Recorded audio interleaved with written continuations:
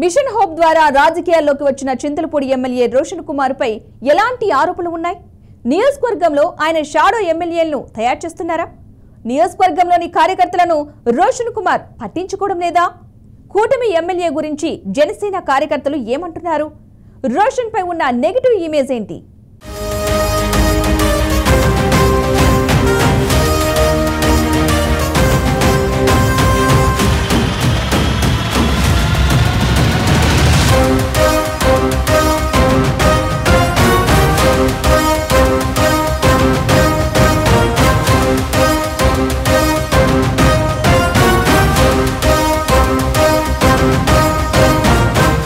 Machine hope ద్వారా రాజకీయాల్లోకి వచ్చిన చింతలపూడి ఎమ్మెల్యే రోషన్ కుమార్ పై పాజిటివ్ ఇమేజ్ తో పాటు నెగటివ్ ఇమేజ్ కూడా మూటగట్టుకుంటున్నారు.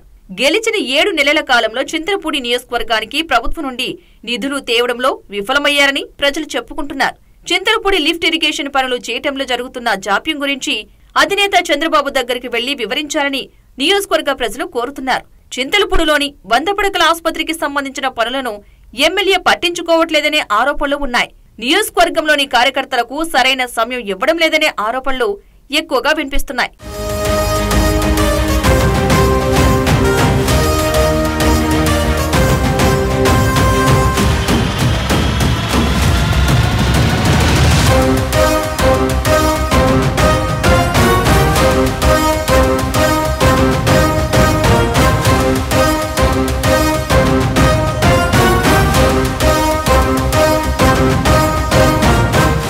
ఇదిలా ఉంటే ఎమ్మెల్యే సోదరుడు తానే ఎమ్మెల్యే అన్నట్లు వ్యవహరిస్తున్నారనే ఆరోపణలు వినిపిస్తున్నాయి. గొడవలు, సెటిల్మెంట్లు అన్నీ కూడా రోషన్ సోదరుడే చూస్తున్నాడని నియోజకవర్గ ప్రజలు బాహాటంగానే చెబుతున్నారు. అలాగే నియోజకవర్గంలోని మరో సీనియర్ టీడీపీ నాయకుడు ముత్తారెడ్డి కూడా షాడో ఎమ్మెల్యేగా వ్యవహరిస్తున్నారని ఆరోపణలు వినిపిస్తున్నాయి. ముత్తారెడ్డి కూడా సెటిల్మెంట్లు, గొడవలు, పోలీస్ స్టేషన్ వ్యవహారాలు లాంటివి చేస్తున్నారని చింతలపూడిలో విమర్శలు వినిపిస్తున్నాయి. మరోవైపు ప్రజలు తమకు ఏదైనా సమస్య వస్తే ముత్తారెడ్డి దగ్గరికి వెళ్లాలా లేదా ఎమ్మెల్యే రోషన్ దగ్గరికి వెళ్లాలా అన్న కన్ఫ్యూజన్ లో ఉన్నారట. డైరెక్ట్ గా ఎమ్మెల్యే దగ్గరికి వెళితే స్థానికుడు, సీనియర్ నాయకుడు కావడంతో ముత్తారెడ్డి ఏమైనా ఇబ్బంది పడతారేమోనని అనుమానాలు వ్యక్తం చేస్తున్నారట. అలాగే ముత్తారెడ్డి సమస్యలు తీరుస్తారో లేదో అన్న సందేహాలు ఎక్కువ మందిలో ఉన్నాయట. ఎమ్మెల్యే రోషన్ కు ముత్తారెడ్డికి సన్నిహిత సంబంధాలు ఉన్నప్పటికీ వీరిద్దరి మధ్య ప్రజలు బాగా ఇబ్బంది పడుతున్నారనే టాక్ బాహాటంగా వినిపిస్తోంది.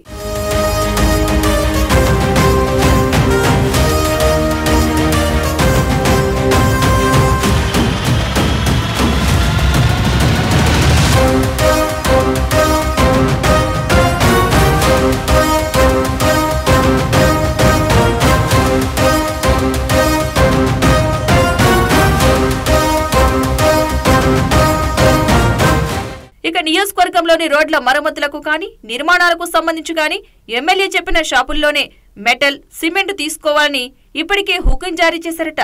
ఏ కాంట్రాక్టర్ అయినా తప్పనిసరిగా ఆ షాపులోనే మెటీరియల్ కొనుగోలు చేయాలని, లేదంటే కాంట్రాక్టులకు నో వర్క్ నో మనీ అనే రీతిలో ఎమ్మెల్యే వ్యవహరిస్తున్నారని గుసగుసలు వినిపిస్తున్నాయి.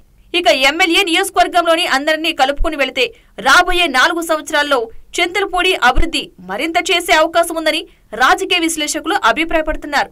అలాగే చింతలపూడిలో కాపు సామాజిక వర్గం కూడా మెజార్టీ ఉన్న ఓటు బ్యాంకు కావడంతో వివిధ పార్టీలతో పాటు జనసేన నుండి కూడా చాలా మంది నాయకులు ఎన్నికలకు ముందు టీడీపీలో జాయిన్ అయ్యారు. ఈ నేపథ్యంలో జనసేన నాయకులు, కార్యకర్తలతో పాటు కొత్తగా వచ్చిన వారిని కలుపుకుని ముందుకు వెళితే 2029 సార్వత్రిక ఎన్నికల్లో మరోసారి విజయం సాధించే అవకాశం ఉందంటున్నారు రాజకీయ విశ్లేషకులు.